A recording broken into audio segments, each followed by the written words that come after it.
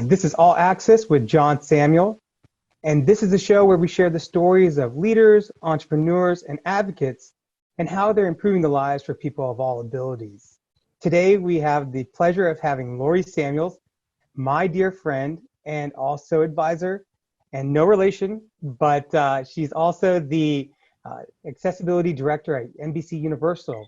And I'm super excited to be sharing her story and how she got into accessibility and some of the cool things she's doing now. So thank you, Lori. Thanks, John. It's great to be here. Thank you so much. Lori, you and I have had the opportunity to get to know each other over the past couple of years now. And, I'd love to learn a little bit more about your background, because I know you went to the very first high school in the country, and would love to kind of hear how you got started there.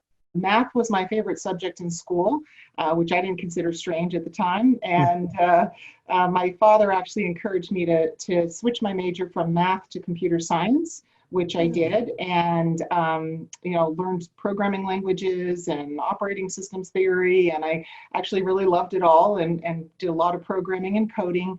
And I actually ended up getting my bachelor's and my master's degree in computer science in a 4-year time period. So that was great. I came out kind of well prepared to get into the field.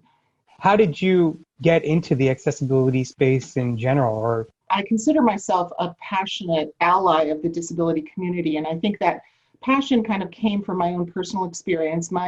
I mentioned that my brothers and I went to Boston Latin School and we went to Boston Public Schools. My sister, who has cerebral palsy, was not actually even given that opportunity. So my sister Karen, had to go to a different school. She didn't get to go to public schools like the rest of us did. Oh, really? She went to a school, and it's actually a horrible name, so I'll say it, but just be aware that this was back in the 1960s. It was called the Industrial School for Crippled Children. That was the name of her school. And as bad as the name sounds, it was, there were wonderful people who worked in the school and awesome teachers, and we were very connected with the school as a family. But I think I was always aware from a very young age that my sister faced many more obstacles and much more discrimination than my brothers and I experienced as we went about our way growing up in childhood. And so that was just ingrained in my DNA as a child. Yeah. My sister went on to get her associate's degree, her bachelor's degree, and her master's degree ultimately in social work, and worked, and lives independently and worked in hospital administration. So, she's great. But every step of the way, there was always something that was in the way for her. And we as a family, always supported her very much. And we tried to make sure our family was a kind and safe place for her to be, because she faced discrimination out in the world. So that I think was my personal, initial connection to disability. Awesome. And I also love technology. So it was fairly early in my career that I began to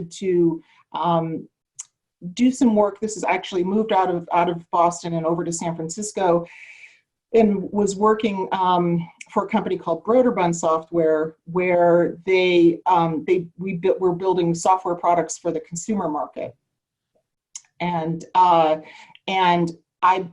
at that point, got interested in how we could make sure that those products worked for everyone, including kids who were now in the 1990s beginning to go to public schools, kids with disabilities who might needed some different technology to make things work for them. But it sounds like you've been really just blessed to be able to work with a lot of customer-centric companies. Certainly Microsoft is another example of a company that just completely and thoroughly embraced accessibility in such a big and substantive way. And, for their CEO, Satya Nadella, to be speaking as frequently as he does and as passionately as he does about the importance of inclusive design and making sure that their products truly do empower every person on the planet to achieve more. That is not just a slogan at Microsoft. They do live it and breathe it, and it was wonderful to be part of that. And now you're the accessibility director at NBC Universal,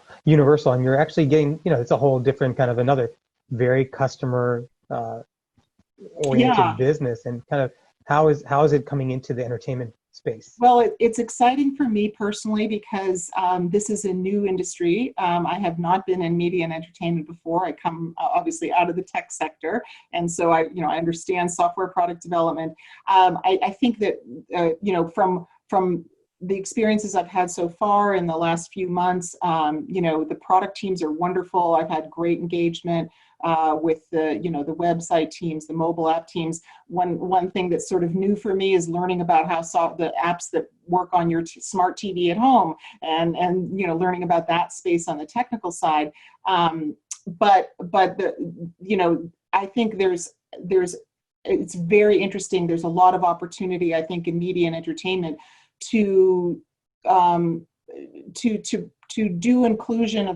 disability inclusion in on a different scale and in even more expanded ways. So you're thinking about movies and TV and news stories and representation. I'm not as directly involved with that side of the business right now, and we're doing some of the fundamentals in accessibility, but I think it's really fascinating that there is opportunity to represent, and of course we're seeing that as a big issue now in terms of race as well. But disability needs to be represented, and not in just the narrow ways that has historically been in film and television. When we think about accessibility, I think we think about work often, but I think entertainment and life is also a critical component that we need to make sure that everyone has access to. And that's really cool that you're doing.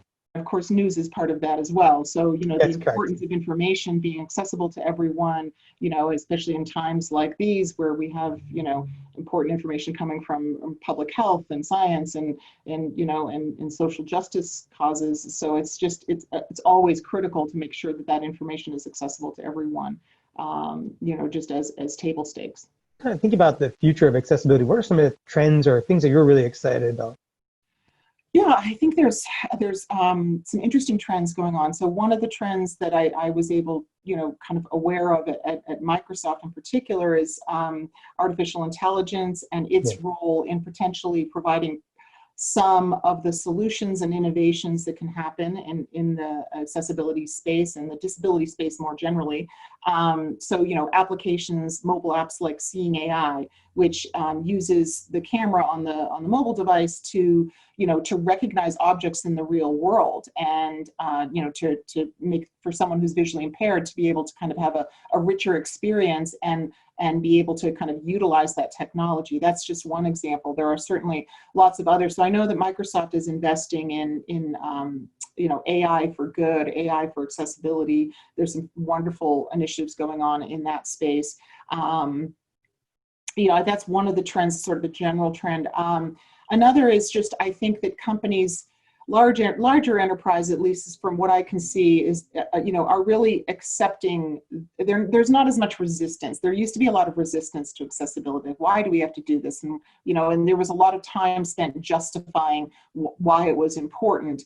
And so I think that there's less of that now. I think there's an acceptance of, okay, yes, we need to do this. That's right. This is part of what we do. And some companies might look at it through the lens of compliance, like privacy, security, accessibility, you got to do all that stuff, but at least it's becoming more table stakes. The other thing that's amazing to me is how much the accessibility community has grown as an industry. We have certifications now. We have people who do different specialties within accessibility. None of that was true 10 years ago. So there's been a huge growth.